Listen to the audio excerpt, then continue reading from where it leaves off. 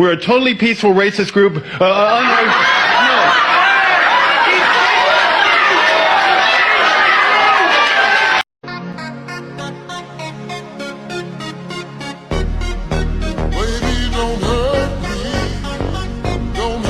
Cut them at 45 degrees, but not all the way. Flip, keep the same angle, and repeat.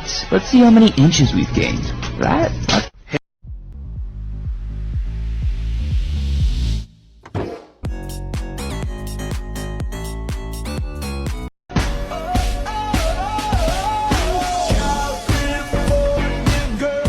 Possible for pandas to be racist because pandas are black and white. You know what I mean?